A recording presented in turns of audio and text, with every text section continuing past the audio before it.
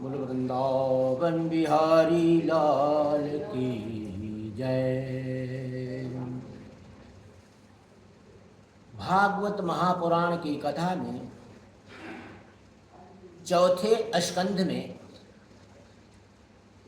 25वें अध्याय की कथा,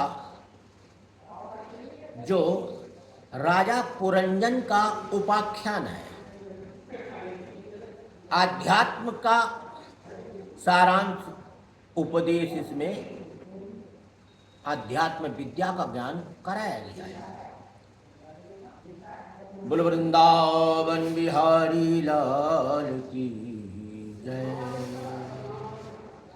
गुरुर् ब्रह्मा गुरुर्विष्णु गुरुर्देवो महेश्वरा, गुरुर्साक्षात् परं ब्रह्म तस्मै श्री गुरुवे नमः। वसुदेवो सुतं देवं कंसचाणूरमर्दनं, देवकी परमानंदं कृष्णं वंदे जगद्गुरुं। तो श्रीमन्नारायण नारायण नारायण, श्रीमन्नारायण नारायण नारायण, श्रीमन्नारायण नारायण नारायण, श्रीमन्नारायण नारायण नारायण, लक्ष्मी नारायण नारायण नारायण, लक्ष्मी नारायण नारायण नारायण, बद्री नारायण नारायण नारायण, बद्री नारायण नारायण नारायण, श्रीमन्नारायण नारायण नारायण, श्रीमन्नारायण नारायण नारायण, श्रीमन्नारायण नारायण नारायण, श्रीमन्नारायण नारायण नारायण। बोल वृंदावन बिहारी लाल की जय।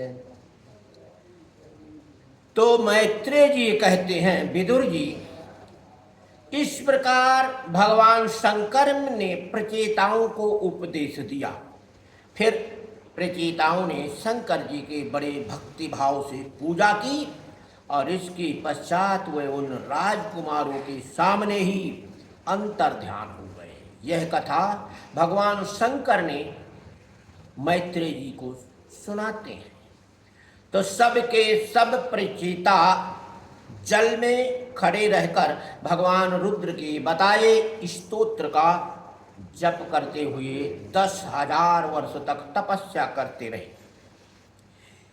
इन दिनों राजा प्राचीन वर्षी का चित्त मार्ग कर्मकांड में बहुत रम गया था।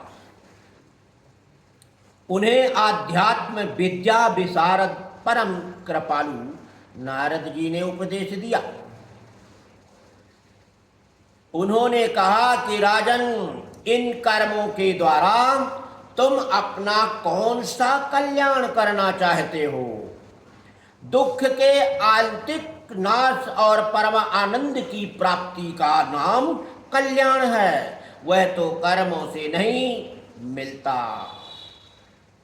राजा ने कहा, महाभाग नारद जी, मेरी बुद्धि कर्म में फंसी हुई है, इसलिए मुझे परम कल्याण का कोई पता नहीं है और आप मुझे विशुद्ध ज्ञान का उपदेश दीजिए, जिससे मैं इस कर्म संबंध से छूट जाऊं। जो पुरुष कनपट धर्म गृहस्थाश्रम ही रहता हुआ पुत्र स्त्री और धन की परम पुरुषार्थ मानता है, वह अज्ञानवश संसार आरण्य में यानी संसार के इस जंगल में ही भटकता रहने का कारण उस परम कल्याण को प्राप्त नहीं कर सकता। श्री नारद जी ने कहा, देखो देखो राजन, तुमने यज्ञ में निर्दयता पूर्वक जिन हजारों पशुओं की हत्या की बलि चढ़ाई है, उन्हें आकाश में देखो। ये सब तुम्हारे द्वारा प्राप्त हुई पीड़ाओं को याद करते हुए बदला लेने के लिए तुम्हारी बाट देख रहे हैं, तुम्हारा मार्ग देख रहे हैं, तुम्हारी प्रतीक्षा में है। जब तुम मर करके परलोक में जाओगे, तब ये अत्यंत क्रोध में भरकर तुम्हें अपने लोहे के से सींगों से छेदेंगे।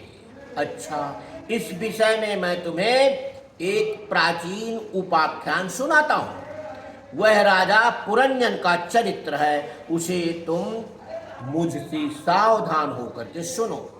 राजन, पूर्व काल में पुरंजन नाम का एक बड़ा यशस्वी राजा था। उसका अभिज्ञात नामक एक मित्र था। कोई भी उसकी चेष्टाओं को समझ नहीं सकता था।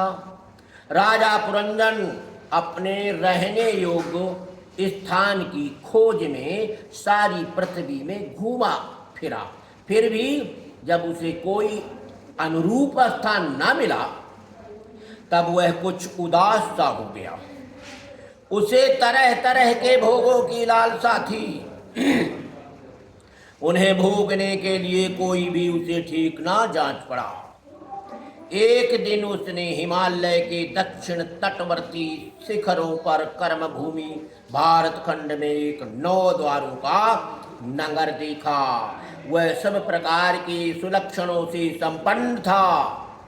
सब ओर से परकोटों, बगीचों, अटारियों, खाइयों, खरोचकों और राजद्वारों से सुशोभित था और सोने, चांदी तथा लोहे के शिखरों वाले विशाल भवनों से खचाखच भरा हुआ था। उसके महलों की फरसें नीलम, स्फटिक मणि, वैदूर्य मणि, मोती, पन्ने और लालों की बनी हुई थी। अपनी कांति के कारण वह नागों की राजधानी भोगवतीपुरी के समान जान पड़ता था।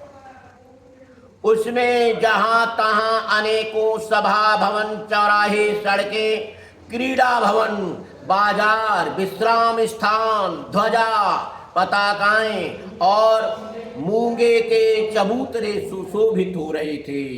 उस नगर के बाहर दिव्य वृक्ष और लताओं में से पूर्ण एक सुंदर बाग था। उसके बगीचे में एक सरोवर सुशोभित था और उसके आसपास अनेकों पक्षी भांति भांति की बोली बोल रहे थे तथा भौरे गुंजार कर रहे थे।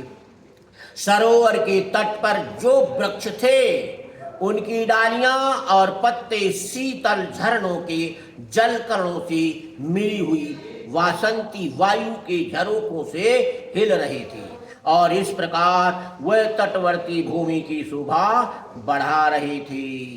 वहां के वन्य पशु भी मुनिजनों उचित अहिंसा आदि व्रतों का पालन करने वाले थे, इसलिए उनसे किसी को कोई कष्ट नहीं पहुंचता था। वहां बार बार जो कोकिलाओं की कुहू कुहू ध्वनि होती थी, उससे मार्ग में चलने वाले बटोहियों को ऐसा भ्रम होता था मानो वह बगीचा विश्राम करने के लिए उन्हें बुला रहा हो। राजा पुरंजन ने उस अद्भुत वन में घूमते घूमते एक सुंदरी को आते देखा, जो अकस्मात उधर चली आई थी। उसके साथ 10 सेवक थे, जिनमें से प्रत्येक 100 नायिकाओं का पति था। एक 5 फन वाला सांप उसका द्वारपाल था, वही उसकी सब ओर से रक्षा करता था। वह सुंदरी भोली भाली किशोरी थी और विवाह के लिए श्रेष्ठ पुरुष की खोज में थी। उसकी नासिका, दंत पंक्ति, कपोल और मुख बहुत सुंदर थे। उसके समान कानों में कुंडल झिलमिला रहे थे। उसका रंग सांवला था, कटी प्रदेश सुंदर था। वह पीले रंग की साड़ी और सोने की करधनी पहने हुए थी तथा चलते समय चरणों से नूपुरों की झनकार करती जाती थी। अधिक क्या कहें, वह साक्षात कोई देवी सी जान पड़ती थी। वह राज गजगामिनी बाला, किशोरावस्था की सूचना देने वाले, अपने गोल गोल समान और परस्पर सटे हुए स्तरों को लज्जावश बार बार अंचल से ढकती जाती थी। उसकी प्रेम से मटकती भौं और प्रेम पूर्ण तिरछी चितवन के बाण से घायल होकर वीर पुरंजन ने लज्जायुक्त मुस्कान से और भी सुंदर लगने वाली उस देवी से मधुर वाणी में कहा, क्या कमल दल लोचने, मुझे बताओ तुम कौन हो, किसकी कन्या हो, साध्वी, इस समय या कहाँ से आई हो और कहाँ जा रही हो। भीरू, इस पुरी के समीप तुम क्या करना चाहती हो। शुभ्र, तुम्हारे साथ इस 11वें महान शूरवीर से संचालित ये 10 सेवक कौन हैं, और ये सहेलियां तथा तुम्हारे आगे आगे चलने वाला यह सर्प कौन है। सुंदरी, तुम साक्षात लज्जा देवी हो अथवा उमा, रमा और ब्रह्माणी से कोई हो। यहाँ वन में मुनियों की तरह एकांतवास करके क्या अपने पति देव को खोज रही हो। तुम्हारे प्राणनाथ तो तुम उनके चरणों की कमान कामना करती हो। इतने से ही पूर्ण काम हो जाएंगे। अच्छा, यदि तुम साक्षात कमला देवी हो तो तुम्हारे हाथ का क्रीड़ा कमल कहाँ गिर गया। सुभगे, तुम इनमें से तो कोई हो नहीं, क्योंकि तुम्हारे चरण पृथ्वी का स्पर्श कर रहे हैं। अच्छा, यदि तुम कोई मानवी ही हो तो लक्ष्मी जी जिस प्रकार भगवान विष्णु के साथ वैकुंठ शोभा बढ़ाती हैं, उसी प्रकार तुम मेरे साथ इस श्रेष्ठ पुरी को अलंकृत करो। देखो, मैं बड़ा ही वीर और पराक्रमी हूँ, परंतु आज तुम्हारे कटाक्षों से मेरे मन को बेकाबू कर दिया है। तुम्हारी लजीली और रति भाव से भरी मुस्कान के साथ भौहों के संकेत पाकर यह शक्तिशाली कामदेव मुझे पीड़ित कर रहा है। इसलिए सुंदरी, अब तुम्हें मुझ पर कृपा करनी चाहिए। सुचुप स्मिते, सुंदर भौहें और सुघड़ नेत्रों से सुशोभित तुम्हारा मुखारबिंद इन लंबी लंबी काली अलकावलियों से घिरा हुआ है। तुम्हारे मुख से निकले हुए वाक्य बड़े ही मीठे और मन हरने वाले हैं, परंतु वह मुख तो लाज के मारे मेरी ओर होता ही नहीं। जरा ऊंचा करके अपने उस सुंदर मुखड़े का मुझे दर्शन तो कराओ। बोल वृंदावन बिहारी लाल की जय। तो श्री नारद जी कहते हैं, वीरवर, जब राजा पुरंजन ने अधीर से होकर इस प्रकार वाचना याचना की, तब उस बाला ने भी हंसते हुए उसका अनुमोदन किया। वह भी राजा को देखकर मोहित हो चुकी थी। वह कहने लगी, नरश्रेष्ठ, हमें अपने उत्पन्न करने वाले का ठीक ठीक पता नहीं है, और ना हम अपने या किसी दूसरे के नाम या गोत्र को ही जानती हैं। वीरवर, आज हम सब इस पुरी में हैं, इसके सिवा मैं और कुछ नहीं जानती हूँ।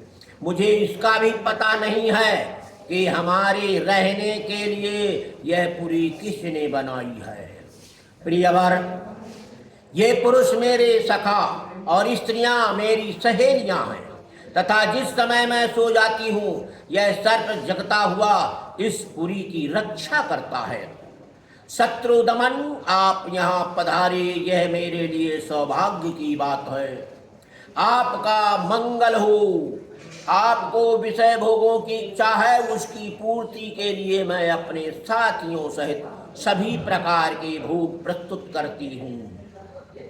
प्रभु, इस 9 द्वारों वाली पुरी में मेरे प्रस्तुत किए हुए इच्छित भोगों को भोगते हुए आप सैकड़ों वर्षों तक निवास कीजिए।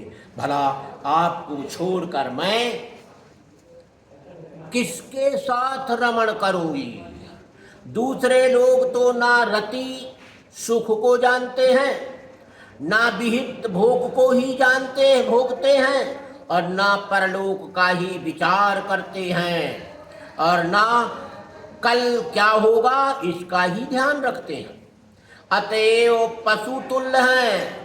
अहो, इस लोक में गृहस्थ आश्रम में ही धर्म, अर्थ, काम, संतान, सुख, मोक्ष, सुयश और स्वर्ग आदि दिव्य लोकों की प्राप्ति हो सकती है, क्योंकि गृहस्थ आश्रम में ही सभी ये साधन प्राप्त होने के लिए सुलभ हैं।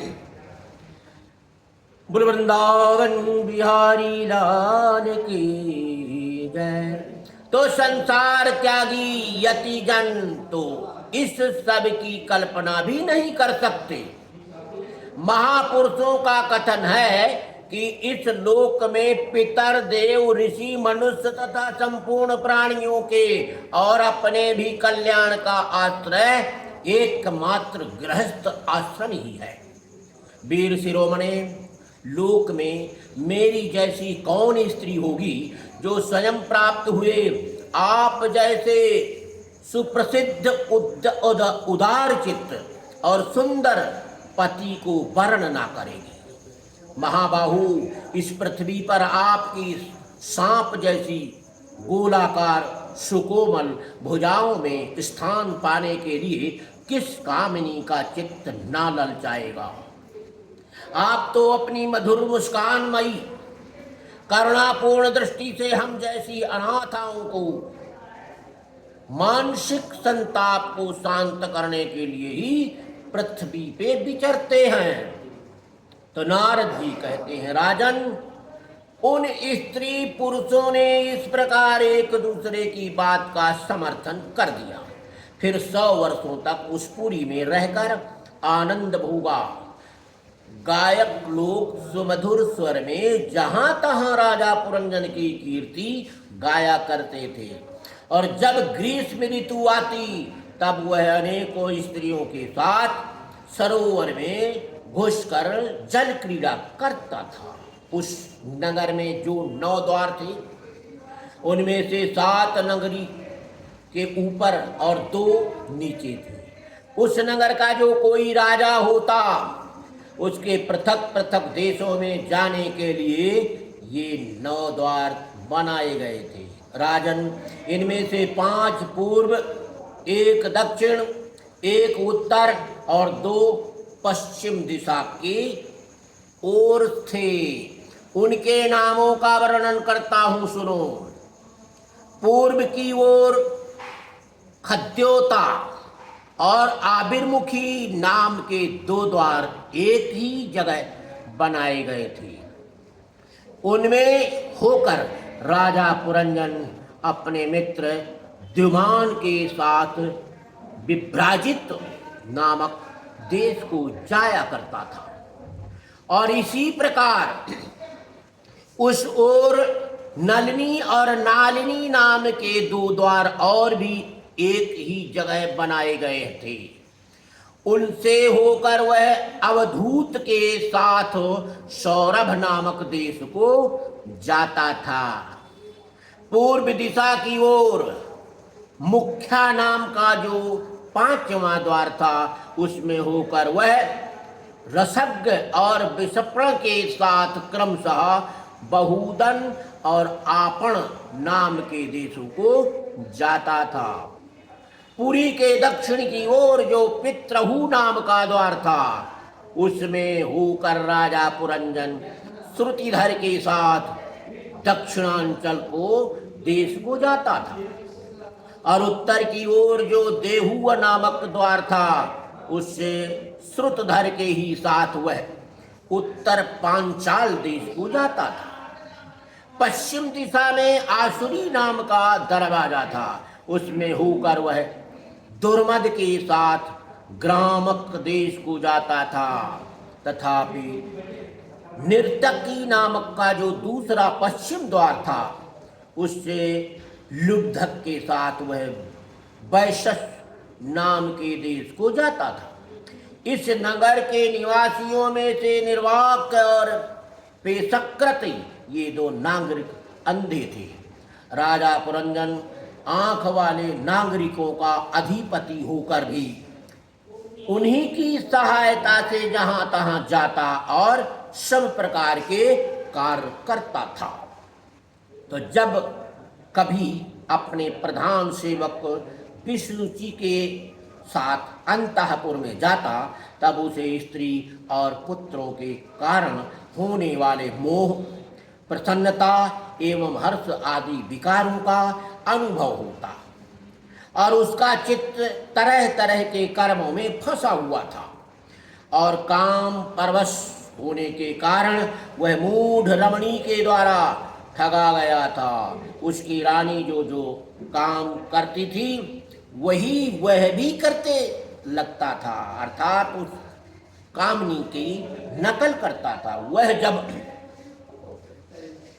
मद्यपान करती तब वह भी मदिरा पीता और मद से उन्मत्त हो जाता था।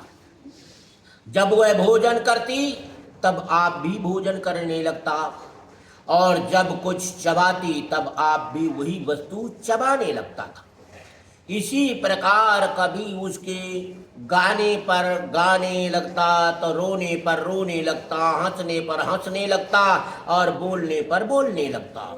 वह दौड़ती तो आप भी दौड़ने लगता, खड़ी होती तो खड़ा हो जाता, सोती तो सो जाता और जागती तो जाग जाता और बैठती तो आप भी बैठ जाता। कभी वह सुनने लगती तो आप भी सुनने लगता, देखती तो देखने लगता, सूंघती तो सूंघने लगता और किसी चीज को छूती तो आप भी छूने लगता। कभी उसको प्रिया शोभाकुल होती तो आप भी अत्यंत दीन के समान व्याकुल हो जाता। जब वह प्रसन्न होती तब आप भी प्रसन्न हो जाता और उसके आनंद की होने पर आप भी आनंदित हो जाता।